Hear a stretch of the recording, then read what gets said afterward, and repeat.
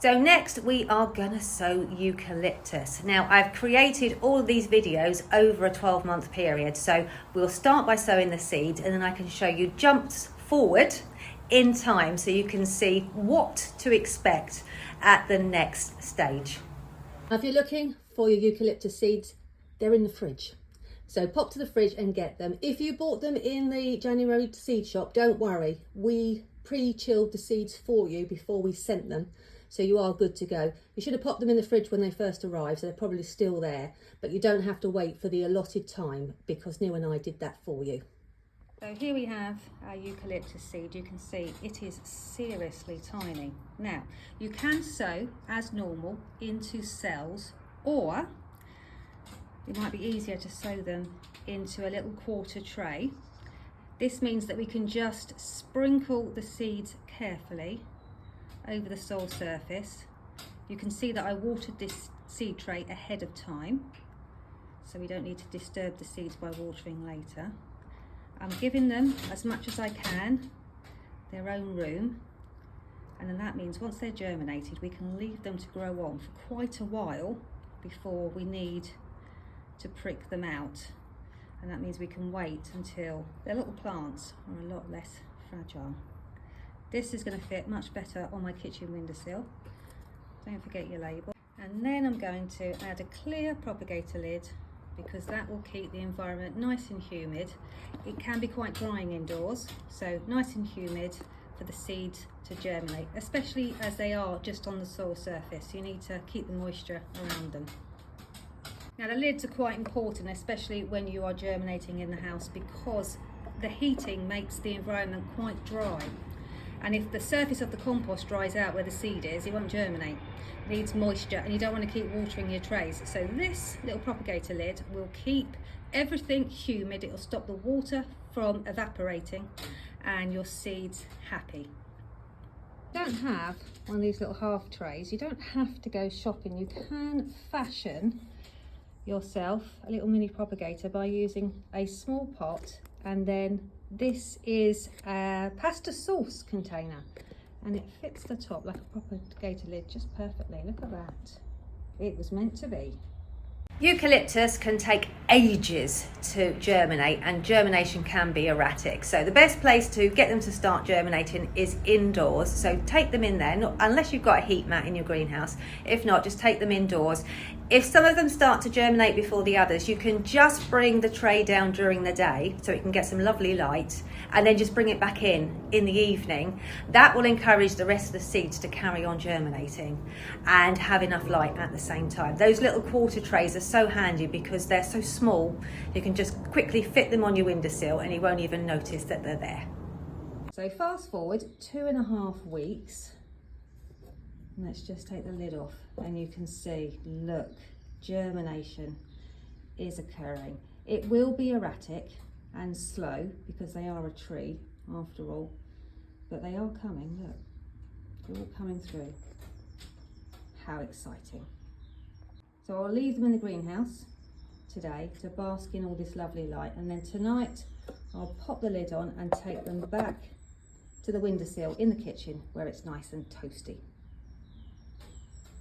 A quick update on the eucalyptus. You can see they're growing really nicely in their cell trays. There's no need to move them on quite yet. They've got plenty of space to grow on until they're a bit less delicate. However, I do have a tray here that I've just made a start on with some older eucalyptus, so you get the idea about how long you want to wait until you pop them on.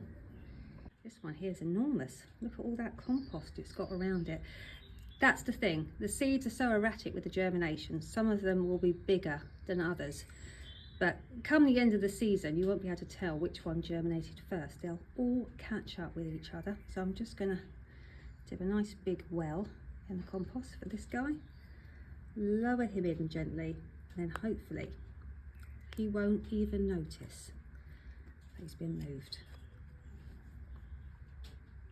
I've been searching high and low for a new eucalyptus for you to grow in your own gardens that is hardy to British winters and is easy to grow and looks absolutely glorious, and I have found it. This one has fared even better than the other varieties I've been growing for a while over the winter. It is spring now.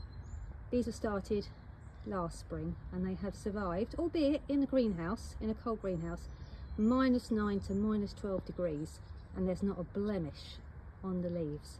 They're not available in the UK, so I'm going to get them in especially for you in my new seed shop. I hope you love them as much as I do. Now, I achieved 100% eucalyptus germination eventually. So what I did last year was I pricked out those plants that had germinated and were growing quite strongly, gave them their own space in a tray or a pot, and then I just continued taking the other seeds back indoors to continue the waking up process, and as they grew I could then bring them down to the greenhouse as well. So never ever throw away any of your compost, because germination can be erratic, but they are a perennial after all, so there is no hurry. A quick update on the eucalyptus seedlings, and they look like they're ready now for their individual space, but haven't they done absolutely brilliantly? I'm just about to pot on my spring started eucalyptus. These were started actually quite late in spring, but I wanted you to see how much it's grown. So I'm just about to pop it into a 1 litre container, and then I can leave that over winter happily. And if I pan back, you can see the whopper of a plant behind it is just 1 year older, and it's got absolutely loads of beautiful stems for floristry. Look at those. And the scent when you brush the leaves is amazing.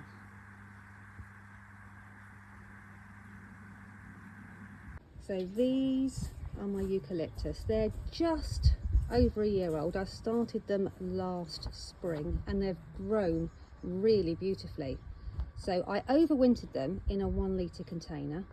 1 litre container, just so they didn't take up too much room in the greenhouse. And then in March, I potted them on into a 2 litre container, and if I lift this out carefully, already it's filled that pot. Isn't that quick? So I'm now potting them on into a 5 litre container. Now this should be big enough for the rest of the summer, and then next year they will be in 10 litre pots, after that 15 litre pots, and then the world is your oyster. 25 litre and eventually 50 litre containers. Now I'm not going to prune any of this foliage to coppice it, because it just looks amazing, doesn't it? Absolutely incredible.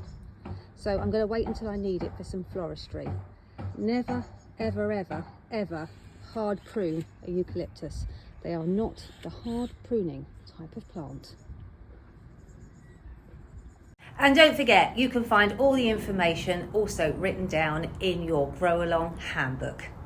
Eucalyptus is in both the handbooks because it was meant to just be in the Autumn Jump Starter, but it was so popular that we had to get some more seeds in for you. So I've also popped it in the Spring Grow-A-Long handbook, and there are 2 pages of information there for you.